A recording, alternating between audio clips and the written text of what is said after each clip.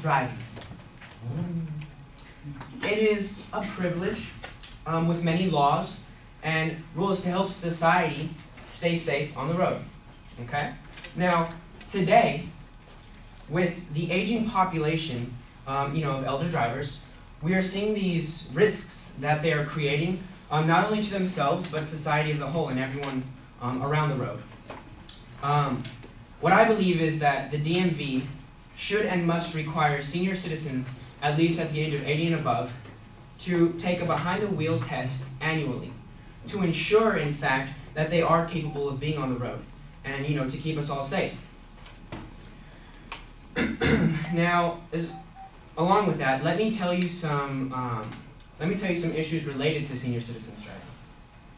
One is reaction time. They cannot, simply react to these sudden changes, these sudden stops in the road anymore. Their reaction time is decreased. Another one is confusion. What we've heard many cases of is them hitting the gas instead of the brake and hitting drive instead of reverse. I mean, how many times have we heard about that on the news? Another one is depth perception. They're creating a hazard because they're parking too far away from the curb, and they also don't have the ability to properly measure the distance in between cars anymore. And lastly, fearfulness. See, what they do is they drive extremely slow, and they're some of the reason that we have traffic and, traffic, like traffic jams, because they're driving so slow and they think it's actually safer, but it's not, because it's creating a hazard to the rest of us with these traffic jams. Now, in addition, it isn't solely just those four things that I had mentioned. I mean, with old age, let's face it, you guys, everything is just delayed. And they also face health issues.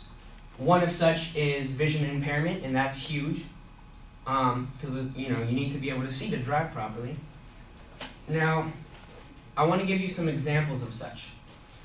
The most recent would be this last Saturday, May 17th, at Trader Joe's in Woodland Hills.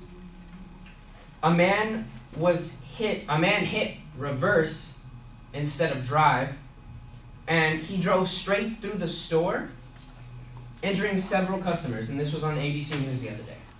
I mean, that has happened so many times that we've heard about. Another one was just April 25th, this last year, at Pharrell's Ice Cream Parlor in Alhambra, California. The same incident happened.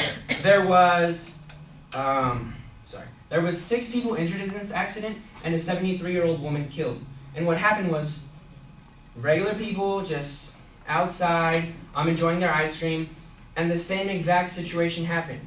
Hit drive instead of reverse. Boom. Who knows? They just went for ice cream. Like, why?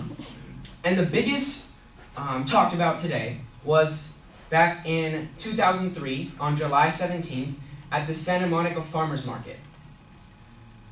This was the same exact situation. This was on the CNN News. A man hit drive instead of reverse again. Now, I'm so sorry. Drive instead of reverse. Now, he drove all the way through the farmer's market, the street that's all blocked off, for the goods and whatnot. 9 were killed, including a 3-year-old. 54 were injured. 2 of those that were critically injured were under the age of 2. And a total of 14 were critically injured. Now, that's just bad. But I wanted to share with you guys a story of my own as well, something I personally experienced due to this. My Nana, back in middle school, she would always pick me up. She was like my caretaker, so I'd always go with her after school. She'd always be there waiting for me. And man, was she old. After school every day, I would always be hungry. When am I not hungry though? But so we would always go eat. And that particular day, we went to KFC, right? So we're sitting in the parking lot. I had just got my food. We're sitting in the parking lot, and she's ready to reverse backwards. But instead, she drives forward. Okay, now check this out. Right in front of us, she had a handicap sign. I mean, what does that tell you right there? She had a handicap sign, so there was the handicap pole right here, right? And then there was a curb, because at the end, you know, when you park, there's that little curb. And then there was some bushes, there was a grass patch, there was a concrete sidewalk, and then there's the road, right? So she goes to back up, but she ends up going forward. She runs over the pole, boom, the pole just smacks the floor. She runs over the pole, she hops the bushes, and we're on the green grass patch. I'm like, okay, what is this, a damn safari now? Just like looking around, right? And like she hits the sidewalk, she jumps off, and I kid you not, this is all real, no sarcasm. She hits the sidewalk, I look left and I see oncoming cars, and I'm like, oh my God. And I start like praying, like I'm shaking, right? And then she hits the street, hops back on the sidewalk, because she just like does this weird turn and she hops back on the sidewalk. Then we hop back on the street, and like for like 1 full second, we were on 2 wheels. We slap down, and I start screaming, and I'm like shaking, and I grab the thing, and she's like, "Oh, shut up, we're fine now." And I'm just like, "What? You almost killed me." And then she's like, "We're going home, don't tell anybody." Right? I said, "What? Don't tell anybody?" Oh my goodness. Okay, see, here's the problem though. When these elderly people rather, have these accidents, they don't want people to know. You know what I mean? So then it is creating an even bigger problem because they're having ongoing issues, but they're not letting others know about them. So that's just creating another piece of danger on the road.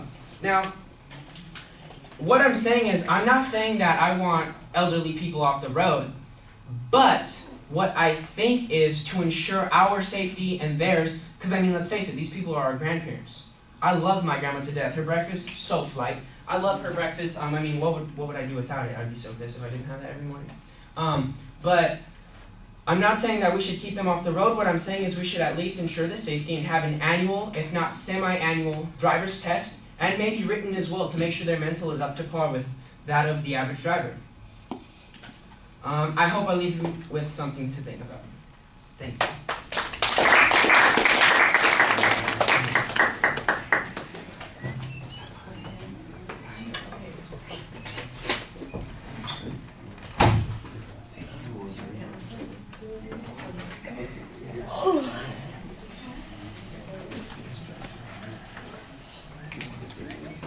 No, I didn't. I was just so straight on time. I'm happy.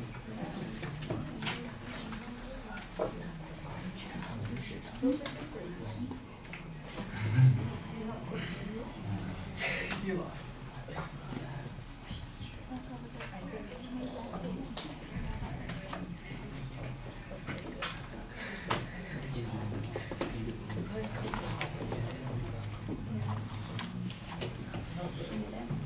So, Amy, what did you think?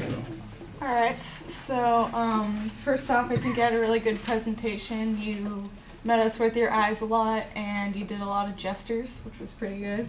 I think when it came to the information, it was really good. I liked hearing that stuff. I didn't hear a lot of citing, but at the same time, I thought the way you formed it was interesting. You went from like some points to examples to your personal experience, and I feel like you probably could have done better with that. And then just at the end, I think you ended it a bit quickly. Just like, all right, I'm done. Kind of not exactly like that, but I mean, you could have done better with that. So yeah. Yeah, I think a summary would have been helpful there at the end.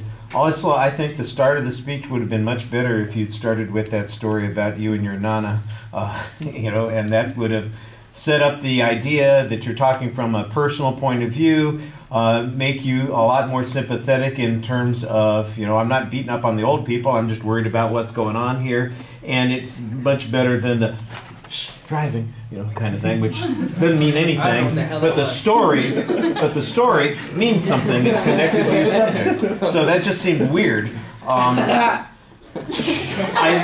think you've got the right ideas in the speech. You need better documentation of them. It shouldn't be hard to find some information that talks about how older drivers have greater issues with confusion. Let's face it, dementia, Alzheimer's, a lot of issues get more frequent when people are older, and so it's not hard to document that. There's got to be statistical information about the frequency with which accidents happen or people are involved in accidents at particular ages. I didn't hear any information like that. I basically got some vague references to generalizations or stereotypes that you have about people in those categories, which are probably not misplaced, but which, as proof, I think are underdeveloped. When you did finally get to some examples, I did think that you had a couple of good examples to illustrate your point, and that's much more effective. All right, thank you.